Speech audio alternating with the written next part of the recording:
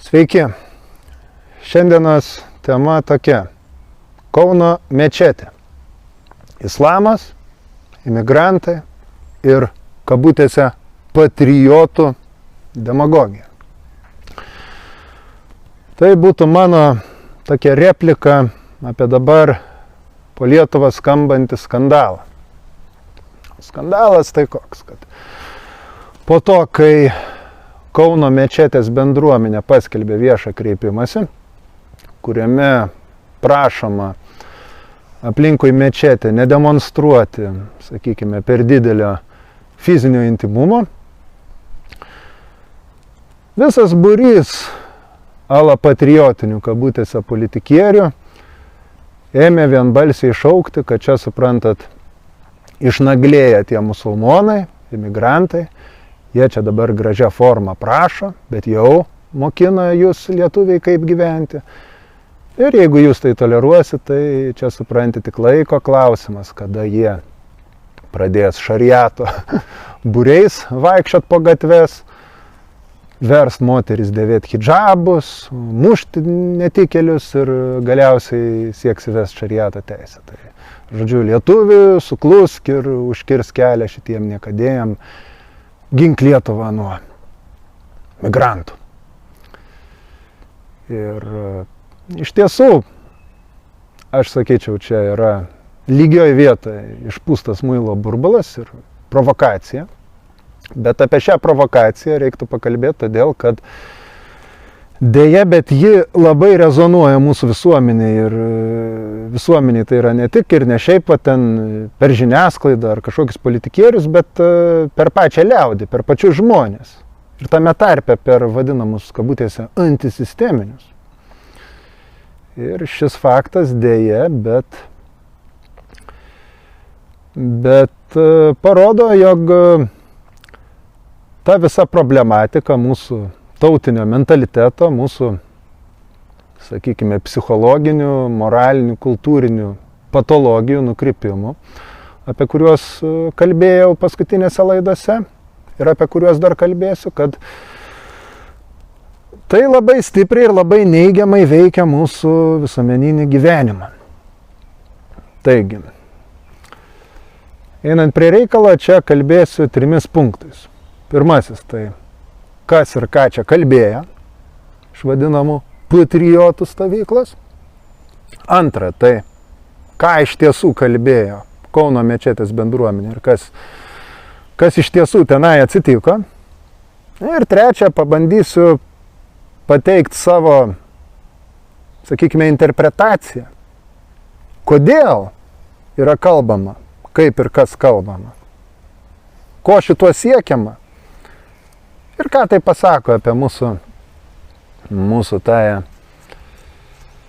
patriotinę atseit terpę. Ir deja, bet ir apie Lietuvą ir lietuvius, ar bent žymiai jų dalį apskritai. Taigi, pradėkime nuo pirmo punkto. Aš pats apie šią temą sužinojau, kai man veidaknygė ėmė ir išmetė Vytauto Sinicos tokį postą, kaip vadinama. Ir išmetė ne dėl to, kad aš šitą veikėją prenumeruočiau. Greičiausiai jis moka gerus pinigus, kad būtų žmonėm brukama jo medžiaga kaip reklama. Ir aš vienas iš daugelio tos reklamos gavėjų. Tai montuosiu, galėsit matyti. Verkia, suprantat, žmogus. Kaip baisu. Musulmonai puola, musulmonai aiškina mum, kaip gyventi. Čia Lietuva, jeigu jiem nepatinka, tegul jie į musulmoniškus kraštus vyksta. Islamas nesuderinamas su demokratija, su Europa, su mūsų vertybėm. Ir jie čia dabar aiškina tokia švelnia forma, supranti, kad nesibučiuokit, nesusijimkit už rankų, neapkabinėkit vienas kitą tenai, žodžiu. Kitą dieną jie jau reikalaus šariato įvedimo ir panašiai. Ir tarp kitko, tą pačią dieną tai pamatė vienas mano geras draugas, siuntė ir sako, nu žiūrėk, zylė šitas, nes Sinica yra zylė lygiai vietoj daro didelį dalyką iš nieko. Čia nieko realiai neįvyko. Ir tada žiūriu, kad kaip virusas tai plinta. Delfi, LRT, ten kitur rašo, vietiniai gyventojai pasipiktinę, ten musulmonai čia vat, ir taip toliau, ir taip toliau, ir taip toliau, ir panašiai. Ir tada iškart visa grupė kitų politinių veikėjų iš pasko seka Sinica kaip tokių nuomonių lyderių, nuomonių formuotojų.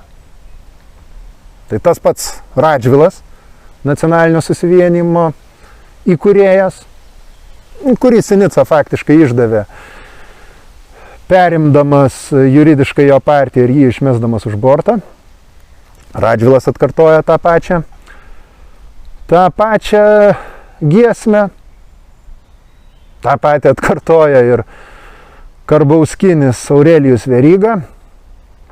Ir kas įdomu, tą patį atkartoja ir buvęs nacionalinio susivienimo, dabar Kasčiūno konservatorių atstovas, aršus Ukrainos tų paramų rinkėjas Šarūnas Jasiukevičius.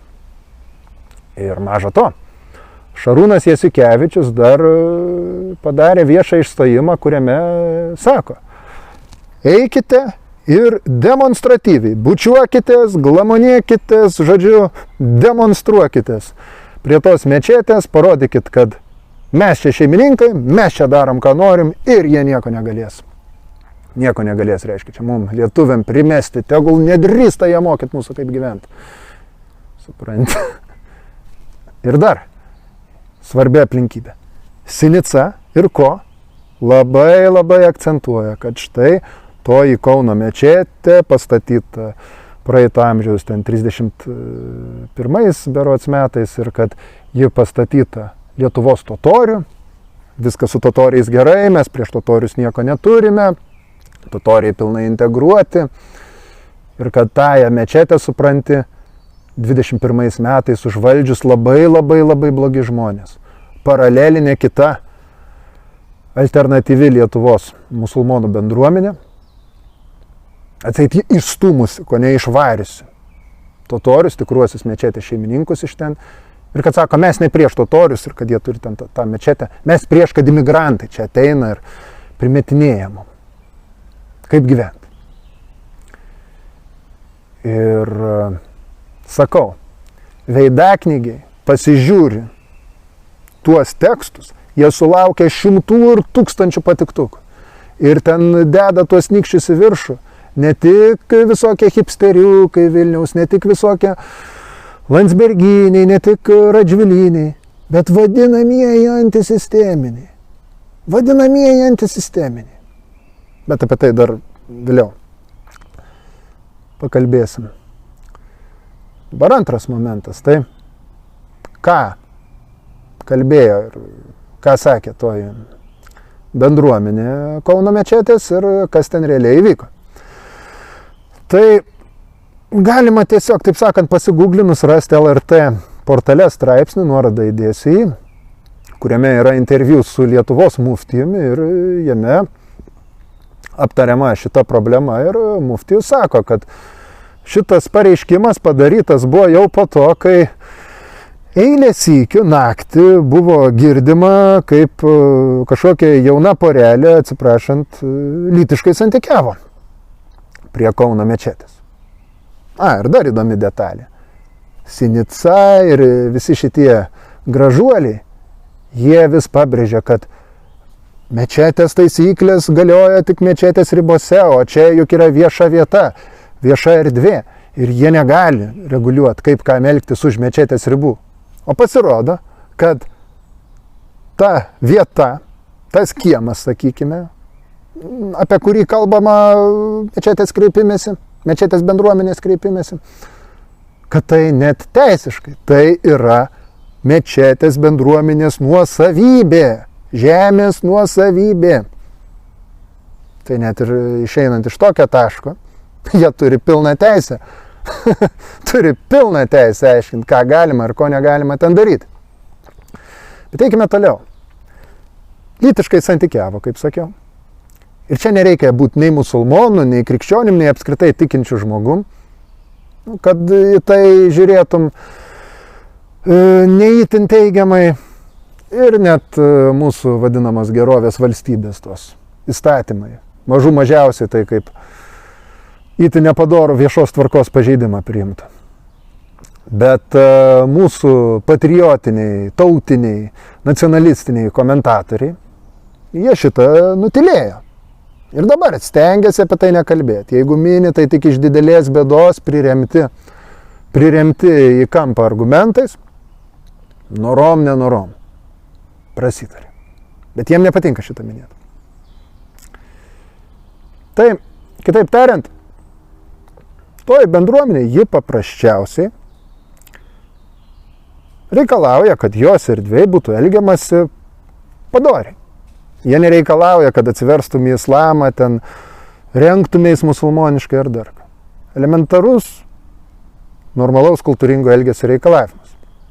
Tuo tarpu, kai dėl tų dviejų paralelinių bendruomenių musulmoniškų Lietuvoje, tai man teko pabendrauti šiek tiek su Lietuvos ir būtent lietuvių musulmonais kai kuriais, tai yra lietuviais atsivertusiais į islamą.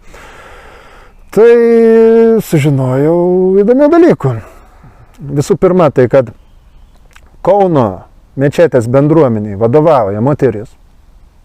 Kad toji moteris ne tik yra Lietuvos pilietė, gimus, augus čia, ir jokia ne imigrantė, bet kad jinai dar pati yra totorė. Bet ji priklauso ne prie Lietuvos tos totorių bendruomenės, o prie musulmonų, šitos naujesnės bendruomenės, kuri perėmė mečetės valdymas, sakykime.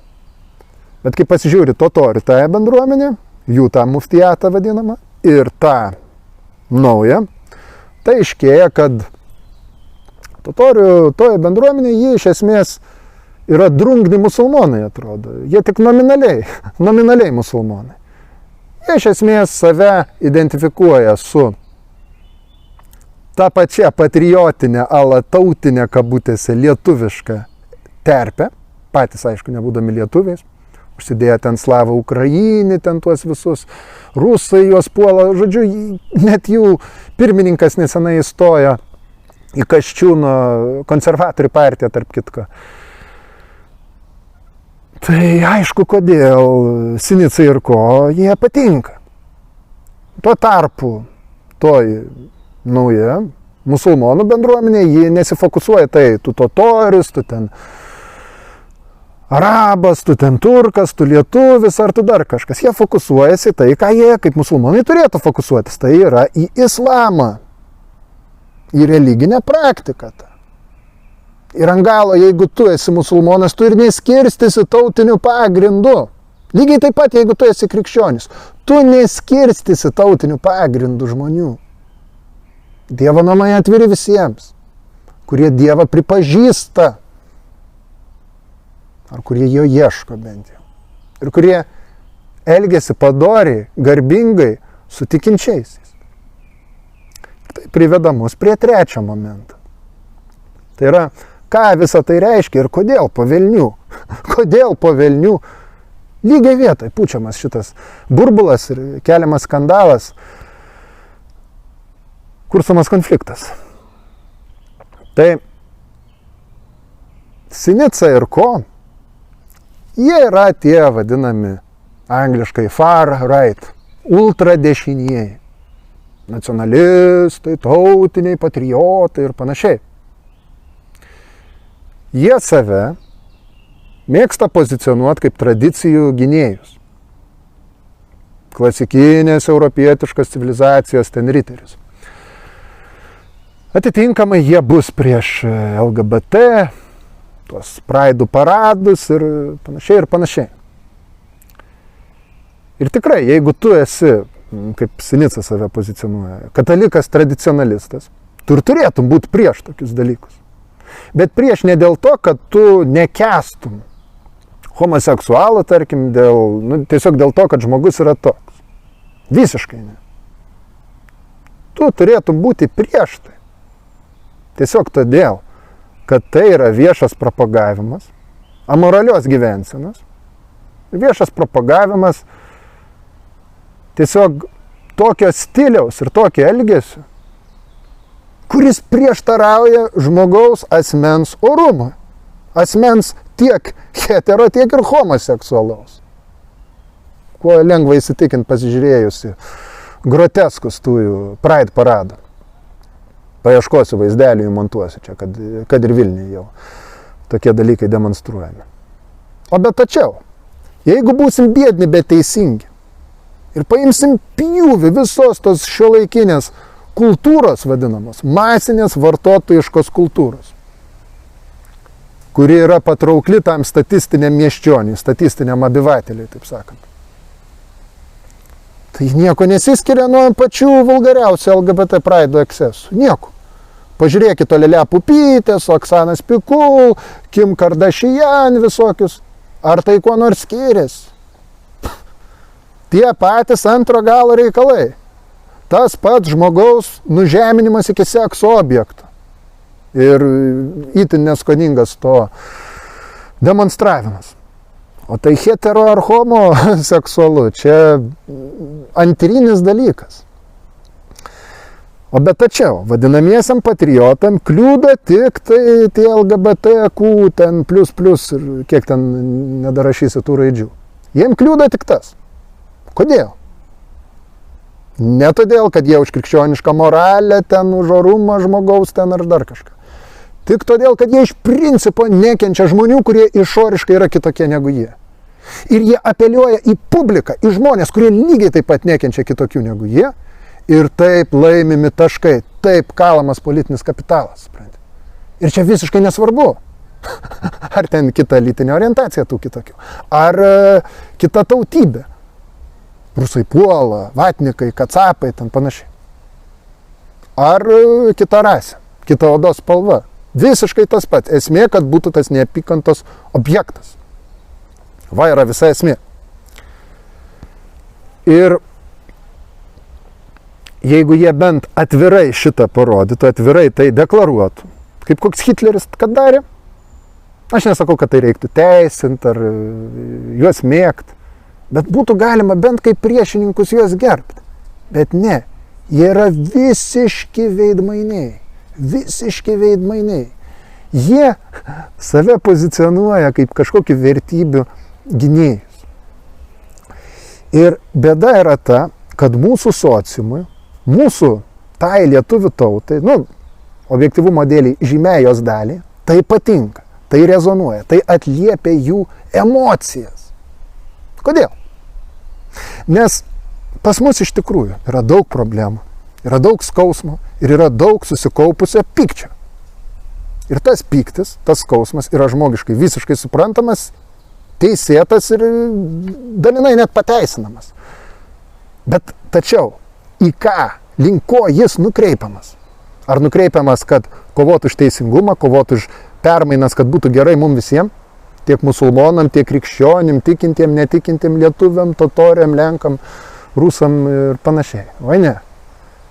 Visa ta energija, visas tas pyktis yra nukreipiamas į tokį susireikšminusi nacionalizmą. Lietuva, Lietuva, Lietuva, lietuviams, mes lietuviai. Sprendė. Ir kas iš to, kad tu lietuvis? Jeigu tu kaip žmogus esi padugnė, kas iš to? Tu būk pirma žmogum ir tada būdama žmogum, tu atneš garbę tai lietuvių tautai. Bet ne, matai. Sunku. Geriau nekęsti kitokių. Geriau išgalvoti nebūtus dalykus apie kitokius. Geriau pūsti muilo burbulus lygioje vietoje. Geriau kurti mitus apie islamą. Pavyzdžiui. Ir kakoti atsiprašantys smegenį žmonėm, remintis prezumpciją, kad jie niekada neskaitė Korano, kad jie niekada nestudijavo to pačio islamo ir jie tiesiog iš savo visiško neišmanimo aklai patikės visko ir bet ko, ką tu pasakysi. Ir dėja tai veikia. Nes žmonės šito nori. Tai atitinka jų mentalą. Jų mentalas kas? Sėdi savo miesčionis, gyvena komfortišką, vartotojišką tą gyvenimėlį. Ir jis norėtų toliau jį gyventi, palyginti toj geroviai, stabiliai, Nu, bet yra ekonominės problemos, viskas brangsta, mokesčiai kyla. Vietoj to, kad kaltint tuos, kurie iš tikrųjų kalti, tai yra pas mus viešpataujančią, biurokratinę, buržuazinę klasę, oligarchus reiškia ir gerovės valstybės šeimininkus, ne. Mes geriau prisikabinsime prie pačių pažeidžiamiausių. Mes ieškosim, kad kalti migrantai. Mes rysim, kaip kiaulės atsiprašant, maistą užsisakytą iš restorančių, kuriuos atveš mum rudos ar juodos netodos kurjeriai. Ir tada burnosim ant tų kurjerių, kokie jie brudai, kokie jie blogi, kad von iš Lietuvos ir panašiai, su pagurkliukais savo tautiškai, patriotiškais. Ne, va taip padarysim. Nes tai lengva, nes tai patogu, nes tai komfortiška. Ir aišku, todėl, kad tai atitinka šitą sistemą prakeiktą. Ir su tokia retorika, su tokiom mintim tu gali čia ramiai savo integravęsis, daryti savo karjerėlės, kaltis pinigučius, būt palaikomas, niekam tu grėsmės didelės nekelsi, bylų tau nekels, baudų neišrašinėsi, kalėjimus nesodins ir va, gerai. Ir lauksim žudbutinio mūšio prieš Mordoro orkus. Pusiau juokaujant jau tai sakau. Bet va, Kauno mečetė, tai tiesiog pavyzdys, kaip iš nieko yra išpučiamas muilo burbulas, tam, kad kursit neapykantą prie žmonės, kurie realiai nieko blogo nepadarė, iškreipiant viską iš konteksto, prigalvojant kažkokį imigrantų ten atsibeldėlių čia, kur jų net nėra. Ir antra, jeigu tai ir būtų jie, tai toli gražu nereiškia, kad jie blogi ar juos reikėtų laikyti priešais. Nu ir banda paversti žmonės, ima palaiko čia ir galvoja, kad Sinica ir ko, kad jie čia yra tikrieji patriotai ir Lietuvos gelbėtojai. Tai galiu pasakyti tiek. Alachai, apsaugok mus nuo tokių patriotų. Nuo antipatriotų ir išdavikų patys apsiginsim. Vat mano tokia mintis ir palinkėjimas būtų, nes jeigu toliau palikti viską savieigai, tai 20 amžiuje jau matėm su Adolfu ir jį panašiais, prie ko tokie dalykai veda. Formas, aišku, keičiasi, bet turinys panašus. Tai va, tokios mano mintis, tokia mano replika. Jeigu jums patiko šitą, dėkit nykščius viršų, dalinkitės, platinkit, rašykit komentarus, jeigu norit bendradarbiauti. Rašykit čia nurodomą pašto adresu, lankykitės mūsų portale tiesos.org. Jeigu jums čia labai patinka, paremkit finansiškai. Nu ir laukit kitų laidų. Jos bus neužilgo. Iki.